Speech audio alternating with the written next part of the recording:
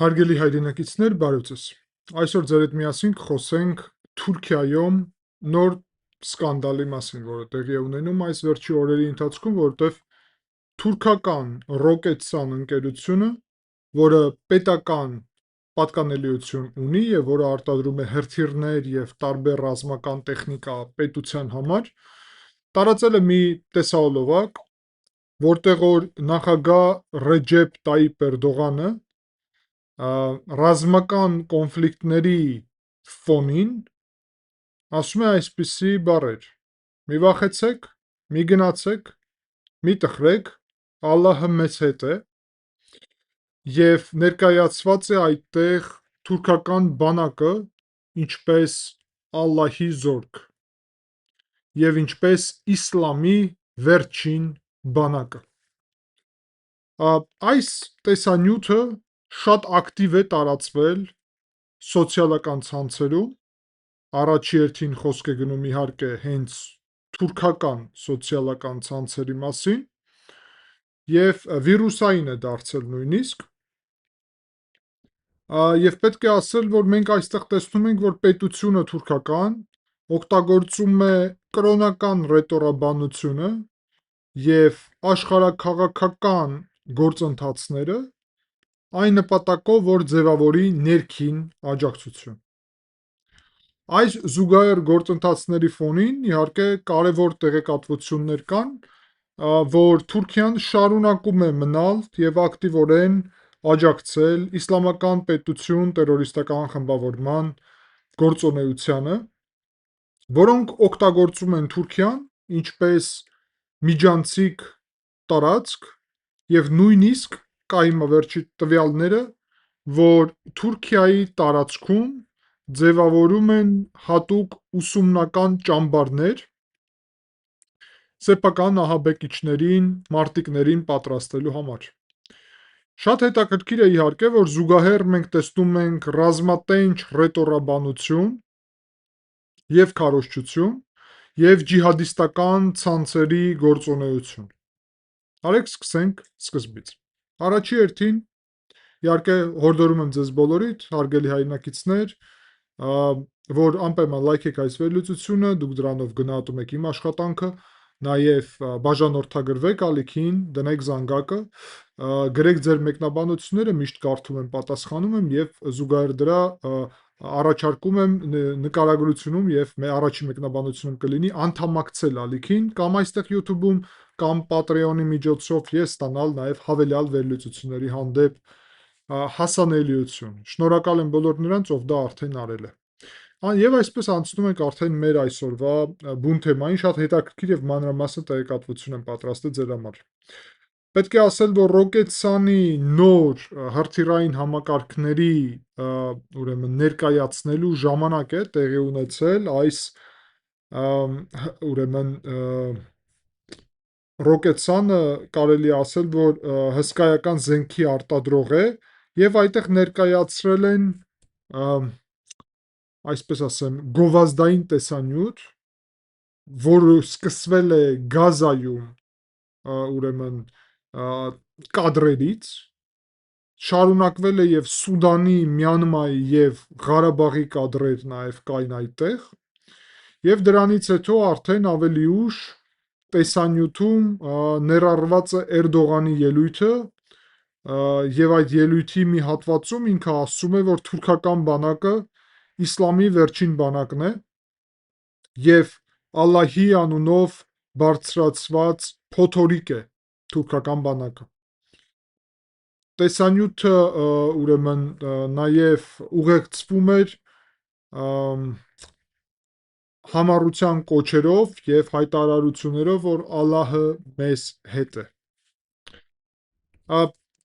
Թուրքական լրատվամիջոցներն եմ ուսումնասիրել, այդ թվում կոնկրետ խոսք է գնում Nordic Monitor-ի մասին, հետաքրքիր միջոց է, լրատվամիջոց, որը աշխատում է իրականում Ստոկհոլմում, Շվեդիայում եւ որտեղ որ այդտեղ աշխատում են հենց թուրքերը, այդ թվում ղեկավարը այս Nordic Monitor-ի թուրք է, ծագումով, որը լքել է Թուրքիան եւ Էրդողանի ընդդիմության մեջ է։ Եվ ինքը այստեղ իրանք նաև իրենց հոդվածում շատ հետաքրքիր այստեղից եզրակացություններ են անում, ասում են, որ կրոնական հայտարարությունները, ազգայնական պոեզիայի եւ նախագահի ելույթները համադրելով, ուրեմն մենք տեսնում ենք, որ կորպորատիվ տեսանյութը, որը մասնավոր այդ գործընկերությանն է, վերածվում է իրականում քաղաքական մանիֆեստին, եւ դրա վրա նաեւ տեսնում ենք, որ տեսանյութը բուռն արձագանք առաջացրեց թուրքական սոցիալական ցանցերում, կողմնակիցները ուրեմն հաղորդագրություններ էին հրապարակում հայրենասիրական եւ կրոնական կարգախոսներով, մինչդեռ հակառակորդները մատնանշում էին տեսանյութի այսպիսի գլխավոր ուղերձը, որը ուղղված էր Իսրայելին եւ Իսրայելի դեմ։ Սա առաջի անգամ չէ իհարկե, 2022 թվականի իր տեսանյութում Rocketsan-ը նույն պետական այս գործընկերությունը ներկայացրել էր թևավոր հրթիռ Չակիր, որը ցուցադրել էր, հարգելի հայրենակիցներ, նաև Հունաստանի վրա հարվածը, եւ այդ ժամանակվանից արդեն երևում է, որ մասնավոր ընկերությունները, բայց եւս մասնավոր չէ միջև վերջ, որովհետեւ այդ ընկերությունները նաև պետական քարոզ են ծավալում եւ ինչ եմ ասում, որ մասնավոր չէ, 55% այս գործընկերության պատկանում է թուրքական զինված ուժերին եւ նաեւ խոշոր մնացած ուրիշ գործընկերություններն էլ փայ ունեն, Aselsan-ը, Havelsan-ը, Vakiflar Bankasին եւ ուրիշները, այսինքն սա թուրքական պետական կառույց կարելի ասել։ Դրանից հետո պետք է ասել, որ այս հայտարարությունը, որ Թուրքիան իսլամի վերջի բանակն է, ունի լրջագույն մարտահրավերներ։ Թուրքիան դուրս է մնացել F-35-ների ծրագրից 2019 թվականից ռուսական S-400 հակաօդային պաշտպանություն գնելու պատճառով։ Դրանից հետո Թուրքիային նոր F-16-ներ վաճառելու մասին պայմանավորվածությունները Միացյալ Նահանգների հետ ձեռք են բերվել արդեն 2024 թվականին, բայց դեռ ուժի մեջ չի մտել։ Թուրքիան նպատակ ուներ կոնկրետ, որ Թայֆուն 20 հատ Թայֆուն Eurofighter-ի միջոցով կարողանար բալանսավորել այդ բացը, որը ուներ, եւ 8 միլիարդ ֆունտ է վճարել Բրիտանիային այդ Թայֆունների համար, բայց Թայֆունները կմատակարարվի Թուրքիային ուրեմն 2030 թվականին, այսինքն Թուրքիան առնվազն 4 տարի չի ունենա այս Թայֆունները։ Թուրքական հակաօդային պաշտպանության խնդիրները նաև երևաց իրականում Իրանի հարվածների զուգահեռ, երբ 4 բալիստիկ հրթիռը, որոնք ուղղված էին դեպի Ինջերլիկ ՆԱՏՕ-ի ռազմակայան, խոցվեցին ՆԱՏՕ-ի եւ Ամերիկայի հակաօդային պաշտպանության համակարգների շնորհիվ, բայց չկարողացան խոցել հենց թուրքական արտադրության պետական եւ թուրքական ծագում ունեցող հակաօդային պաշտպանությունները, ինչպիսին են Սիպերը եւ Խիսարը։ Ես այստեղ նաև ենթադրում եմ, որ Թուրքիան չի ցանկացել խոցել այդ հրթիռները, չնայած նրա, որ պաշտոնական առումով Թուրքիան դեմ է այդ հարվածներին, բայց ես կարծում եմ, որ իրականում Թուրքիան շատ ջանքեր չի ուղղել կամ նույնիսկ առհասարակ չի ուղղել, որ խոցի այդ հրթիռները, թույլ տալով, որ այդ հրթիռները, եթե հասնեին տեղ, ապա խոցեին Ինջերլիկ ՆԱՏՕ-ի ռազմակայանը, ուստի կարելի ասել, որ սա իրականում ցուցանիշ չէ թուրքական հակաօդային պաշտպանության համակարգի էֆեկտիվության։ Պետք է նաև խոսենք իսլամական պետություն տերորիստական խմբավորման մասին։ Ապրիլի 7-ին, 10 օր առաջ, 3 զինված ահաբեկիչ հարձակվել է Ստամբուլում, Լևենտ, ուրեմն շրջանում Ստամբուլի, որտեղ որ հյուպատոսությունն է Իսրայելի, այդ հյուպատոսության վրա 2 ոստիկան է տուժել, մեկը այդ հարձակվողներից սպանվել է, մնացած 2-ը ձերբակալված են։ Թուրքական իշխանությունները սա չեն գնահատել իսլամական պետության կողմից քայլ, բայց ասել են, որ սա ուրեմն կրոնը օգտագործող մարդկանց կողմից հարձակում էր եւ սադրանք։ Բավականին մեղմ գնահատականներ է տվել։ Զուգահեռ դրա պետք է ասել, որ հարձակվողներից մեկը Յունուս Էմրե Սարբանը իրականում նախկինում կապ է ունեցել, առնվազն նախկինում, իսլամական պետության հետ եւ արդեն դատական գործեր իր դեմ տեղի ունեցել։ Իր դատական գործը նաև շատ հետաքրքիր է, արգելի այնակիցներ, 2019 թվականին այս Սարբանը ձերբակալվել էր իսլամական պետության տերորիստական խմբավորման մաս լինելու պատճառով։ Իր տանը գտել էին տարբեր ուրեմն փաստեր, որոնք ուղղակիորեն քարոզչություն նույն իսլամական պետության եւ այլն, որը ուղիղ ուրեմն նշում էր եւ ցույց էր տալի, որ ինքը այդ կառույցի հետ կապ ուներ։ 2024-ին իրեն դրանից հետո ուրեմն դատարանը իրականում անմեղ է հռչակել եւ 2024-ին իրա նույնիսկ ֆինանսները ազատ են արձակել եւ ինքը ֆինանսների նախարարն է այդ որոշումը կայացրել եւ ներքին գործերի նախարարները Թուրքիայի եւ չնայած այդ ամեն ինչի այս Սարբանը առանց որևէ խնդիր կարող էր շարժվել, ման գալ Թուրքիայում ազատ։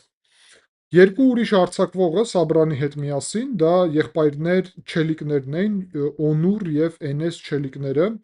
որոնք Ախլակ վե Սյուննետ խմբավորման մաս էին, որը նաեւ կապ ունի իսլամական պետության խմբավորման հետ։ Պետք է ասել, որ ընդհանուր առումով բավականին շատ են նաև ձերբակալել մարդկանց Թուրքիայում, բայց շատերը իսլամական պետության հետ կապ ունենալու համար 273 խոսքին մարդ են ձերբակալել այդ ուղղությամբ, բայց շատերին դուրս են թողել սկզբից կամ ուրեմն գործընթացի ժամանակ կամ էլ ազատ են արձակել ի վերջո եւ շատ քիչն է այդտեղից այդ 273-ից շատ քիչ մարդ է բանտում գտնվում։ Եթե համեմատենք սա Ֆեթուլա Գյուլենի կազմակերպության Խիզմետի հետ, ապա տեսնում ենք, որ այդտեղ ձերբակալված էր ուրեմն 400,000 մարդ, 113-ին ի վերջո ձերբակալեցին, մնացածին թողեցին, որոնցից 126,000 բարտում է գտնվում։ Բացի դրանից Nordic Monitor-ը ասում է նրա մասին, որ Ստամբուլի այդ Իսրայելի հյուպատոսության վրա հարձակումը ակնհայտորեն խոսում է նրա մասին, հարգելի այնակիցներ, որ այս մարդիկ ունեն ռազմական պատրաստվածություն։ Եվ այն տեսահոլովակները, որը տարածվում են, որը ուղղակիորեն կապ ունի այս հարձակման հետ, խոսում է նրա մասին եւ ցույց է տալիս իրականում, որ այս հարձակվողները ունեն բավականին լուրջ պատրաստվածություն ռազմական։ Մի նման հագնված են, արագ են ման գալի, այսպիսի հատուկ ջոկատայինների նման են իրականում շարժվում։ Ստամբուլի հարձակումը այսպիսի առանձնահատուկ դեպք չէ, մենք հիշում ենք նաև, որ հաճախ են տեղի ունենում Թուրքիայում այսպիսի հարձակումներ եւ պետք է ասել, որ իրականում կա ենթադրություն, որ Թուրքիայի տարածքում գործում են հատուկ ճամբարներ, որը Թուրքիան թույլ է տվել եւ որտեղ որ պատրաստում են իսլամական պետության ահաբեկիչներին։ Շատերը ասում են, որ Թուրքիան իրականում աջակցել է այդ գործընթացներին եւ թույլ է տվել, որ լիցենզիավորվի, իրավունք ստանա, ճիշտ է, բաց իսլամական պետություն չէ, բայց տարբեր խմբավորումներ կան, ինչպիսին են Ախլակ վե Սյունետը, Թևխիտ վե Դավեթը եւ ուրիշ սալաֆական եւ թաքֆիրական այդպիսի կազմակերպությունները։ Եվս մեկ կարևոր գործ վերաբերվում է Ջիմենեզա Գյուզելին, որը Միացյալ Նահանգների քաղաքացի էր եւ որին դատում էին Միացյալ Նահանգներում, որը ուզում էր անդամակցել իսլամական պետության մեջ այդ կազմակերպության եւ իր դատական գործում երևում է, որ ինքը մեկնել է Ստամբուլ, Ստամբուլից Գազիանտեփ եւ Գազիանտեփից արդեն հեշտությամբ մեկնել է դեպի Սիրիա հատուկ միջոցներով եւ այդտեղ փաստերը խոսում են նրա մասին, որ սա ամեն ինչ բավականին մանրամասն կազմակերպված էր։ Եվ առհասարակ պետք է ասել, որ Թուրքիան դարել էր այսպիսի եւ մնում է այսպիսի կետ, որտեղ որ իսլամական պետության խմբավորման ցանկացողները անդամ դառնալ գալիս են Թուրքիա եւ հետո Թուրքիայից մեկնում էին դեպի Սիրիա։ Մինչեւ Սիրիայում այդ թեման ակտուալ էր, նկատի ունեմ ռազմական գործողությունները, բայց հիմա էլ է ակտուալ։ որովհետև հիմա առհասարակ իշխանություն են եկել Հայաթ Տահրիր al-Շամ տերորիստական խմբավորման ղեկավարները եկել են այնտեղ եւ գտնվում են Սիրիայի իշխանությունում իդեմս ուրեմն Ահմեդ Շարայի Բացի դրանից պետք է ասել, որ Միացյալ Նահանգներում այդ դատական գործը բացահայտեց, որ Ստամբուլում կա հատուկ բնակարանների ցանց, որը գործում էր նրա համար, որ օգներ տարբեր պետություններից եկած մարդկանց մեկնեին դեպի Սիրիա եւ մասնակցեին այդ իսլամական պետության գործունեության մեջ։ Թուրքական հետախուզությունը MIT-ն նաև խոսում է նրա մասին, որ իր կապերը նաև ցույց են տալիս, որ MIT-ն զենք էր մատակարարում իսլամական պետությանը եւ թուրքական հետախուզությունը աջակցում էր այդ գործընթացներին։ Բացի դրանից պետք է ասել, որ 2025 թվականի դեկտեմբերին ոստիկանները գտել են Թուրքիայում պահեստ, որտեղ որ շատ մեծ քանակի զենք կար եւ պարզվում է, որ այդ ամբողջ զենքը, փաստաթղթերը եւ այլն կապ ուներ հենց իսլամական պետության ցանցի հետ։ Վերադառնալով Թուրքիայի իշխող կուսակցությանը, ապա պետք է ասել, որ Թուրքիայի այսօրվա իշխող Էրդողանի կուսակցությունը, Արդարություն եւ Զարգացում կուսակցությունը ձևավորում է բավականին ագրեսիվ եւ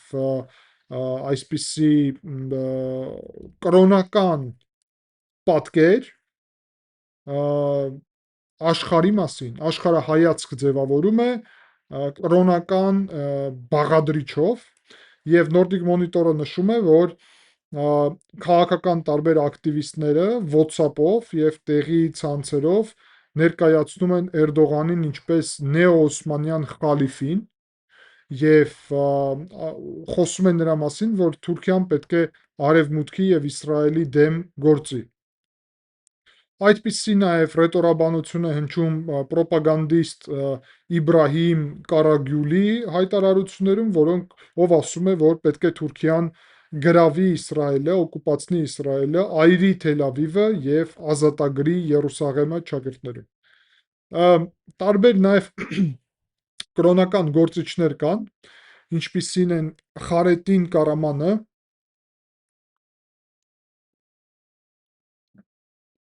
եւ Նուրեդդին Իլդիզը, որոնք գնահատում են բավականին դրական եւ կոչ են անում ստեղծել այսպես միջուկային զենք իրանք չեն ասում, բայց իրականում զանգվածային ոչնչացման զենքերի մասն է խոսքը, որը ամենավառ դրա օրինակը միջուկային զենքն է։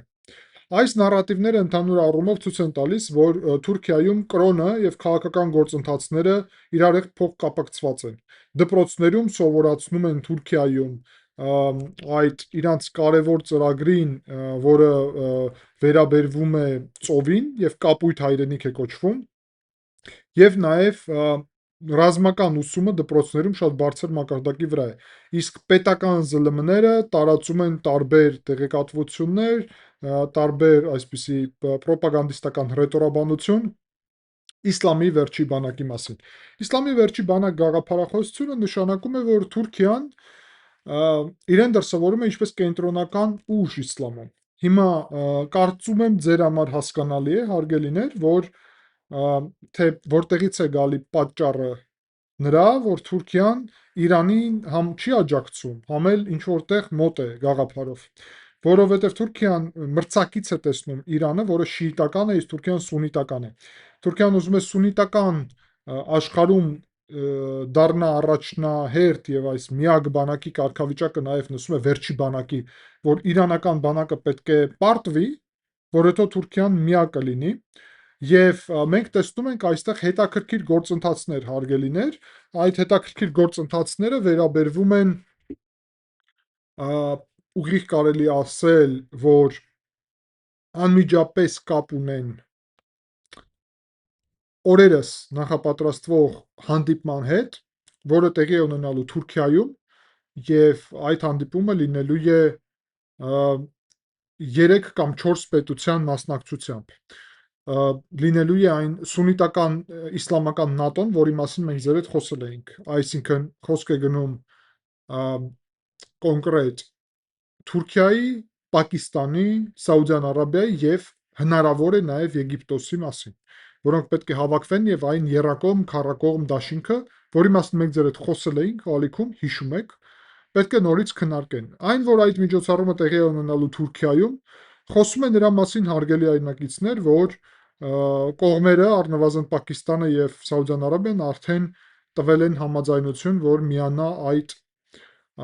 ծրագրին, այդ դաշինքին միանա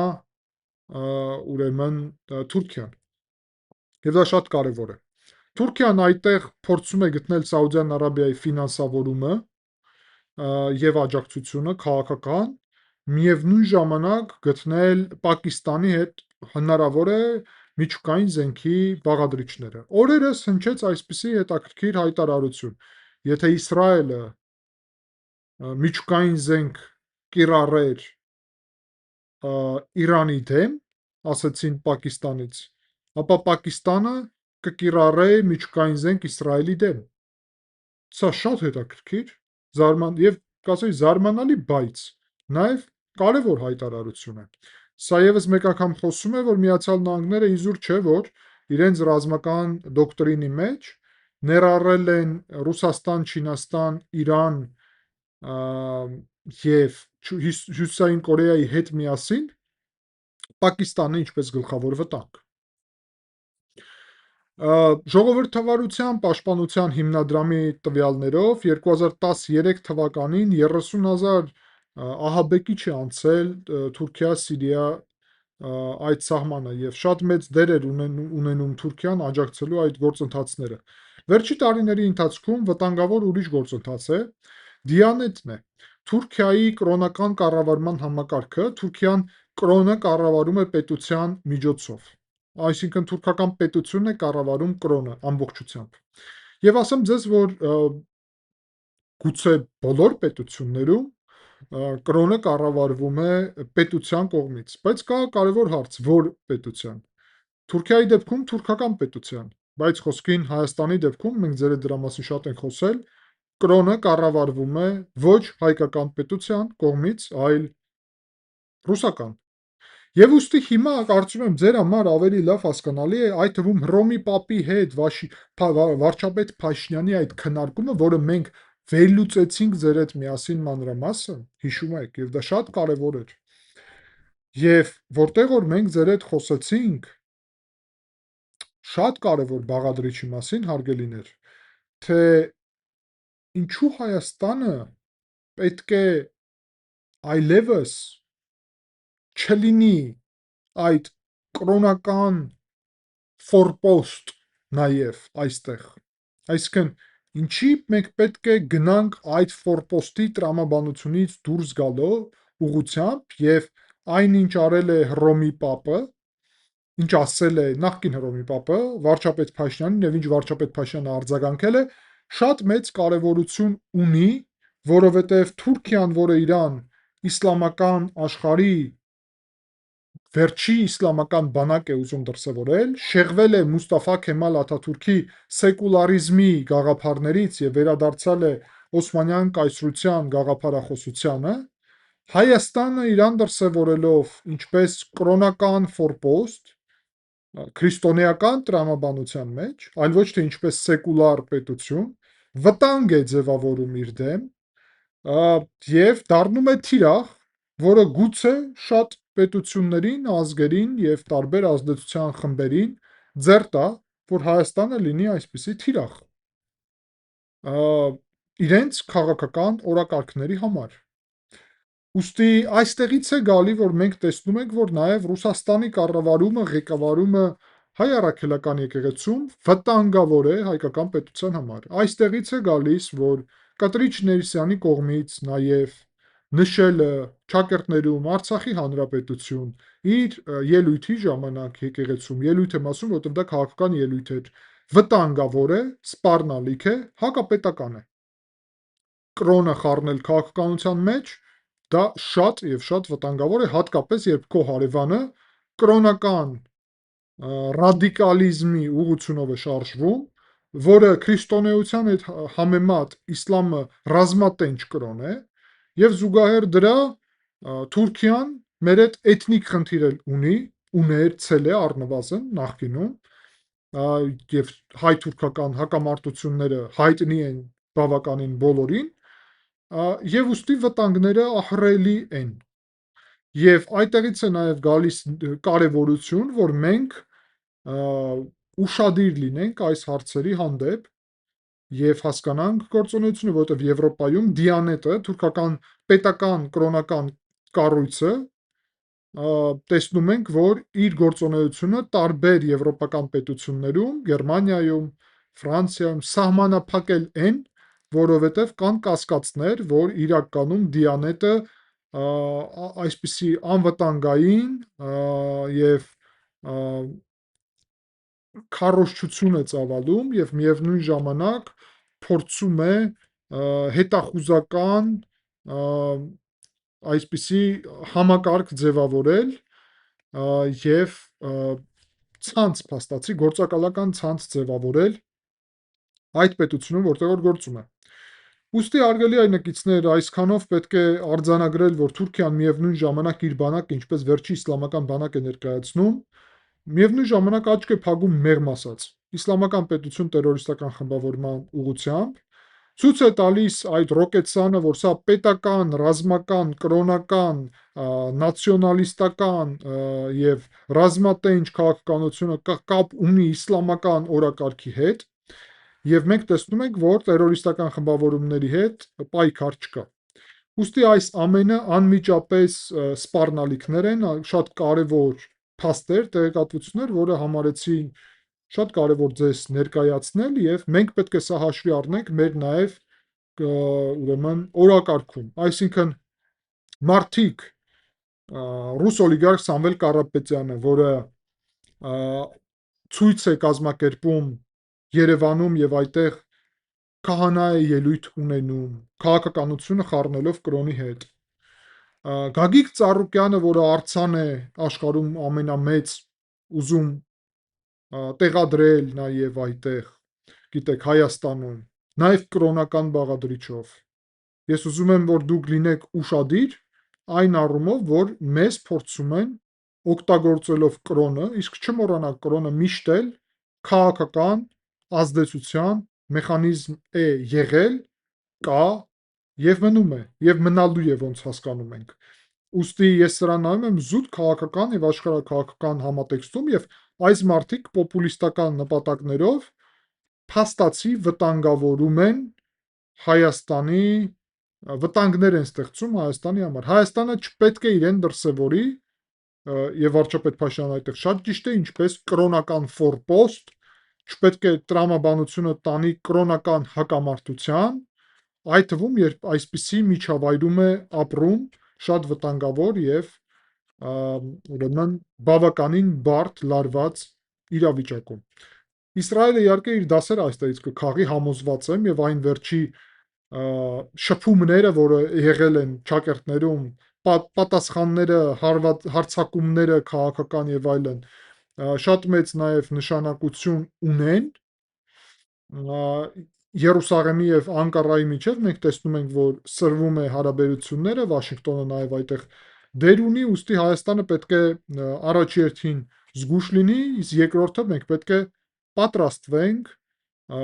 պատրաստենք հզոր պետություն, որովհետեւ Իսրայելը այսօր վստահ է, թիկունքին ունի Ամերիկան, իր զինված ուժերը հզոր են։ Մեզ պետք է թիկունքին Ամերիկա, հզոր զինված ուժեր։ Այդ ուղղությամբ իհարկե պետք է շարժվենք եւ դա է նաեւ իմ քաղաքական օրակարգը։ Եվ վերլուծելով այս ամենը պետք է ասել, որ միայն վերլուծելը չէ այստեղ։ Ես սա արտացոլում եմ ներքին քաղաքականության մեջ, արտացոլում ենք հետո արդեն Հայաստանի ճակատագրի եւ զարգացման մեջ եւ ապագայի տեսլականի մեջ, որը արդեն իմ քաղաքական մոտեցումների մասին է, որ Հայաստանը պետք է Իսրայելի պես հզոր, Ամերիկայի պես սերտ դաշնակցով շարժվի դեպի լրիվ ուրիշ կարգավիճակ, որ մենք էլ լինենք պատրաստ բոլոր մարտահրավերներին։ Շատ շնորհակալ եմ ուշադրության համար, հարգելի այնակիցներ, չենք մոռանում լայքելը, մեկնաբանելը, բաժանորդագրվելը, նաև անդամ դառնալը այստեղ YouTube-ում կամ Patreon էջի միջոցով, դա շատ կարևոր եւ ուրեմն օգտակար է, շնորհակալ եմ բոլորիդ, կհանդիպենք, ցտեսություն։